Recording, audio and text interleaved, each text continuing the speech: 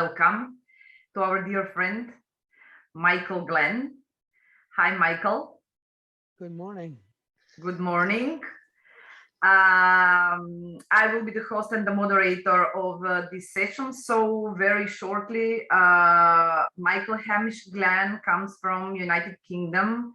The title of his presentation is If You Know, You Can Tell. It's about the interpretation as a powerful tool in communication with the visitors. Michael has been involved with the interpretation for over 50 years as a consultant, writer, and administrator, and we are very eager, Michael, to share for all of us your experience. So you're welcome. Thank you. Right. I will start share screen now, okay?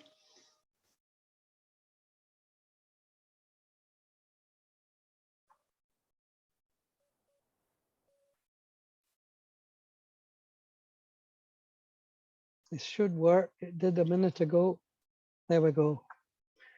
Right. Well, thank you very much for that introduction, Vasilka.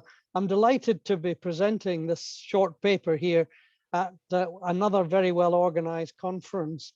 I've always believed that interpretation can play a role in helping local people and visitors to share the significance of local heritage. And I use this word share and come back to it later.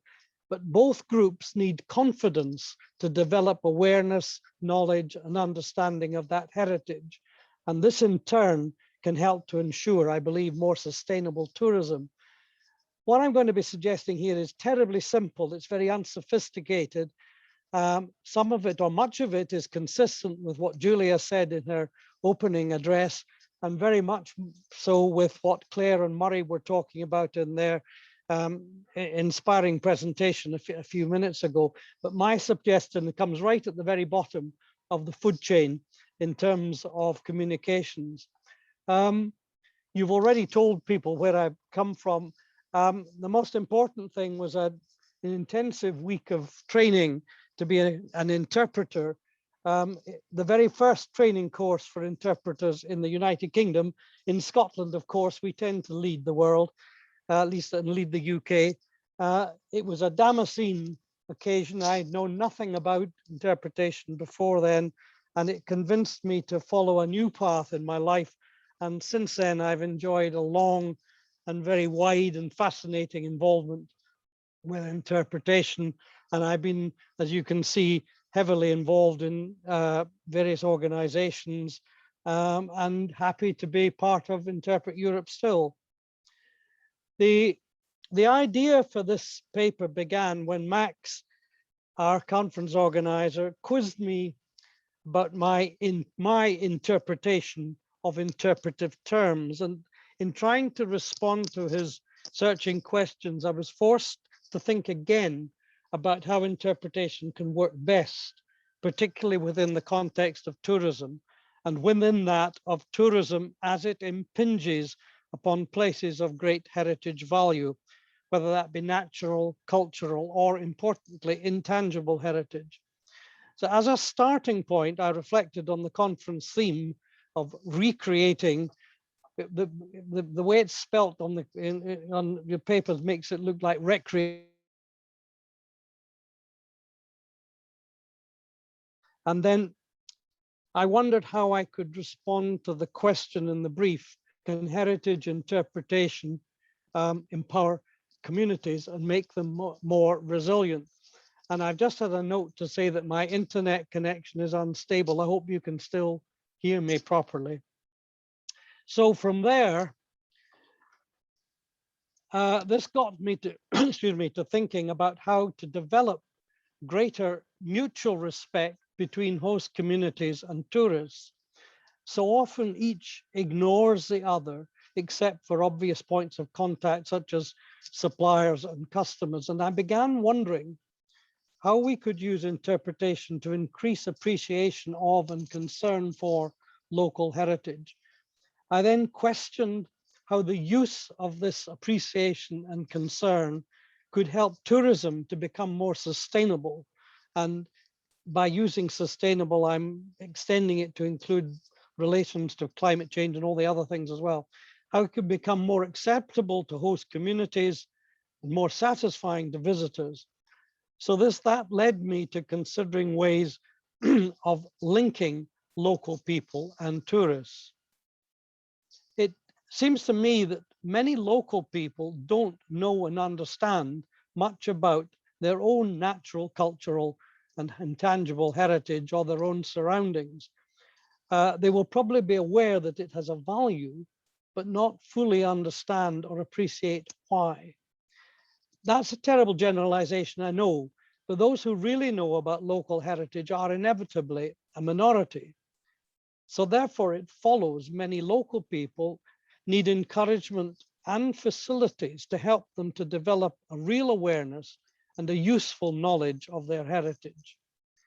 So that led to suggesting that many local people will need support in developing confidence when it comes to sharing with visitors their newly acquired awareness and understandings. And some of the things that Claire was talking about are very much relevant in this context. So can local people help to create the necessary mechanisms to provide this support? Well, oh yes, of course they can in many ways, from evening classes to guided walks to talks and discussions led by those with appropriate expertise. And trained interpretive guides can play a valuable part. And here is an opportunity, of course, for local people to benefit from Blue Badge Guide training courses and other such courses, including, of course, those run by Interpret Europe, so that they can learn to be interpretive guides and hosts themselves. I'm talking about ordinary people who wouldn't normally consider themselves as experts. The obverse of this is that, sorry, I beg your pardon, I'm going to go back to that again. The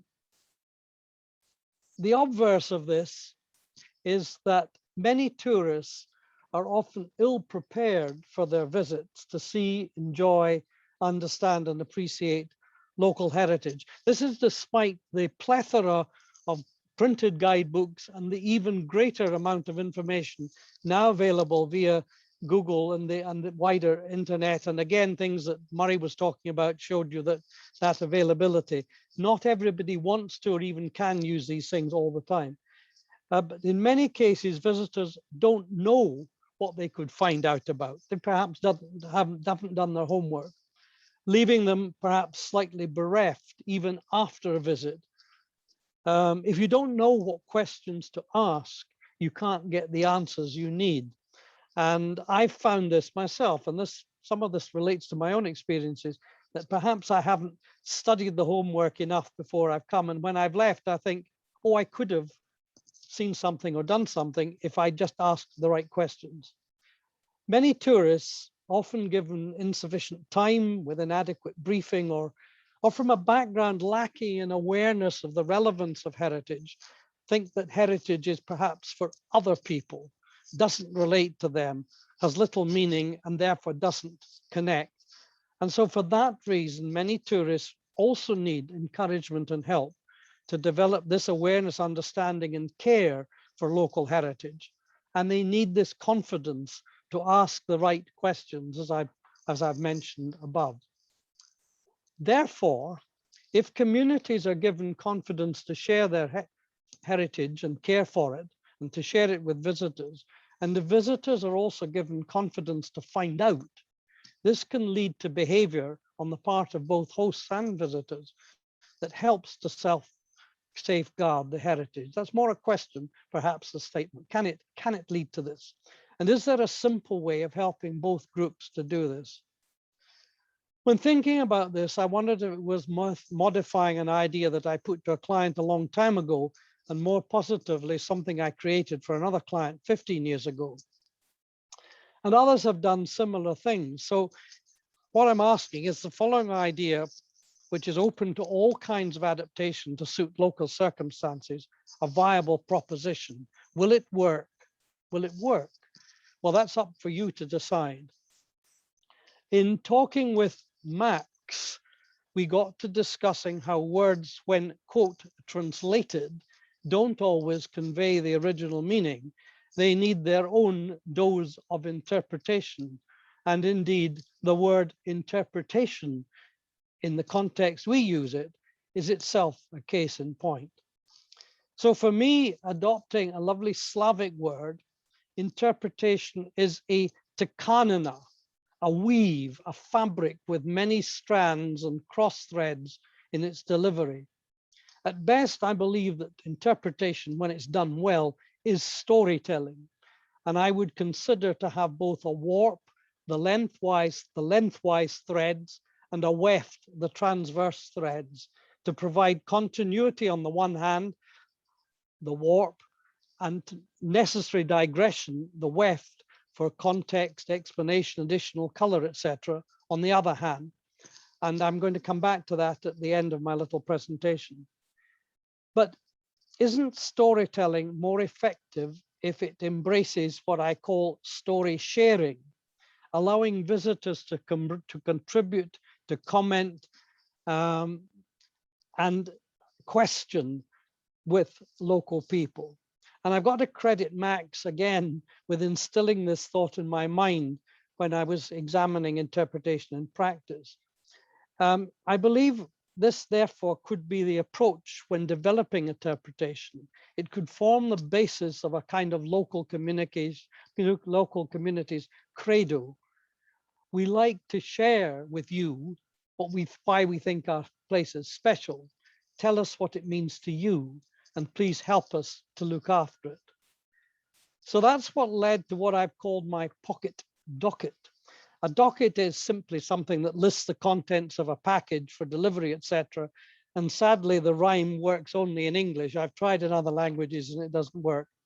And what I'm envisaging is an immensely simple document or a downloadable PDF, easy to produce on paper at home, in an office, or by a local printer, easy to distribute and use, and equally, it would be easy to upload to a website or for anybody to download. So what I'm about to show you is some very diagrammatic graphics. But before I do show what the kind of indicate the kind of publication that I envisage, I show you a couple of examples of similar concepts that other organizations have used. And my thanks go to Mari Banks, our excellent editor, for supplying images of a Wildfowl and Wetlands Trust summary of what is important in engaging with visitors, and also a little folder from at Bristol, the Science Centre, of its key messages, which is a simple prompt to staff and very similar to what I'm going to be talking about.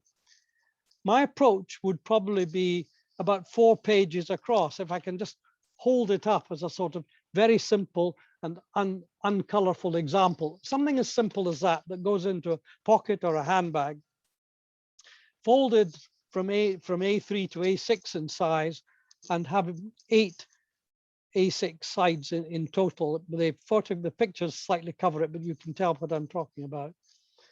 It would provide brief and helpful explanatory answers to a series of terribly obvious questions under the overall title of Our Place, Sharing It with Visitors.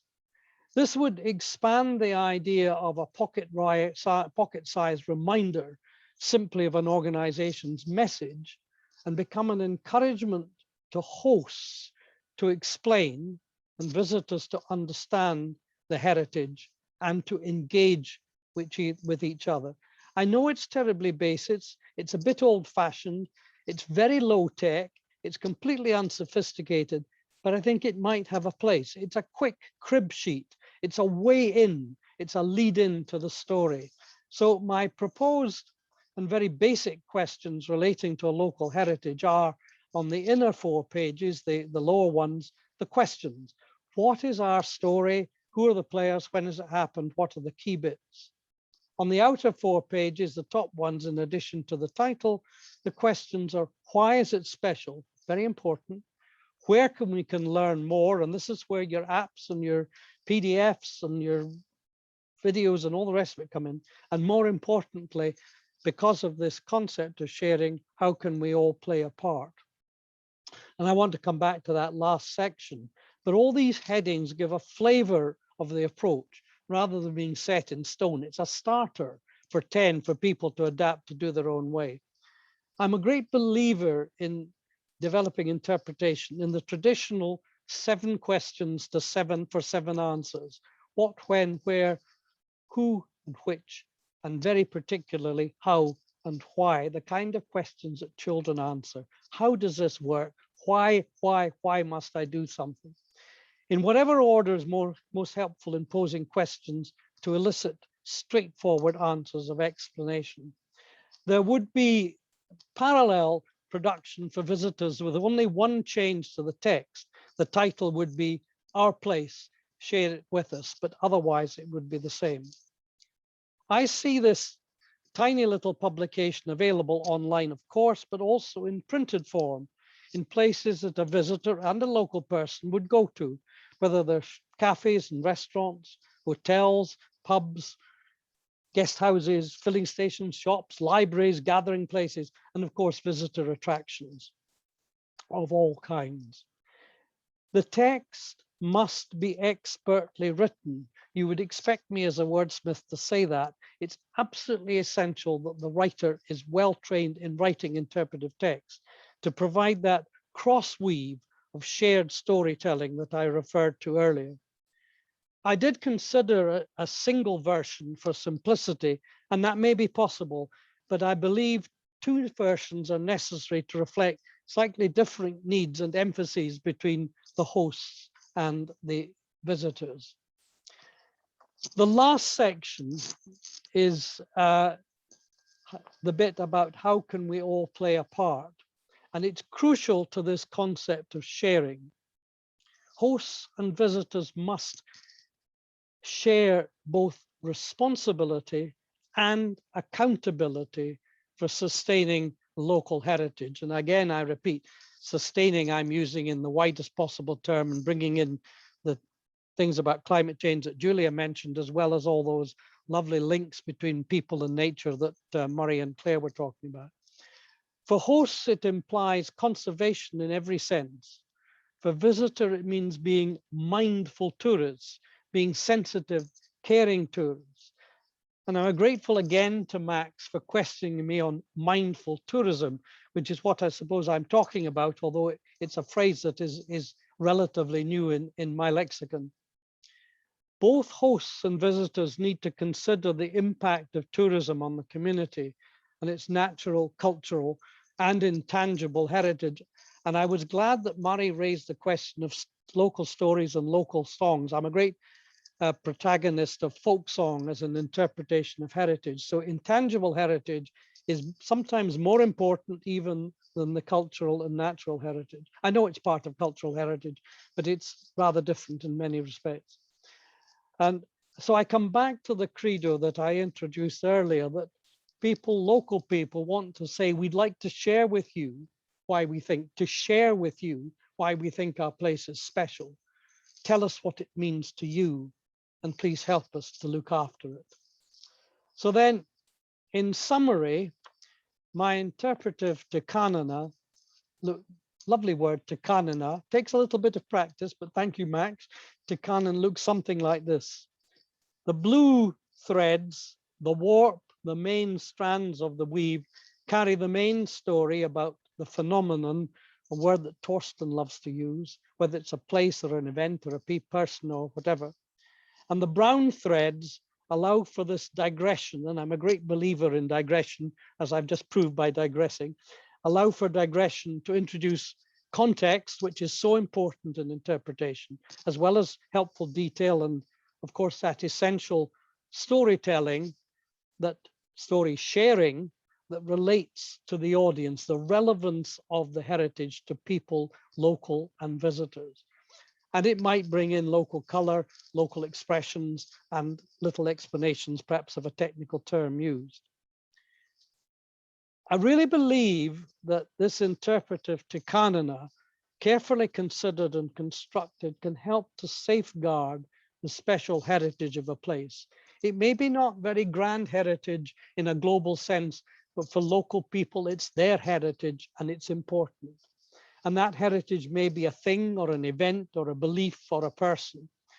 And using a mechanism like my pocket dockets, story sharing can and should, I believe, lead to a shared stewardship, giving ownership, going of this stewardship to visitors as much as to local people. That local heritage, whatever form it takes, can be considered as the goose that lays the golden eggs for both visitors and hosts. Local people can benefit in many ways, and Murray and Claire have talked about, and Julie have talked about that in their own ways, including, of course, economic benefit. And visitors can gain much more satisfying, a much more real experience. But that heritage has got to be nurtured and protected, as well as being promoted, because we need to remember what Mr. Aesop warned us about. If you kill the golden goose, you'll get no more eggs. In other words, damage the heritage and its value will disappear. Thank you very much indeed.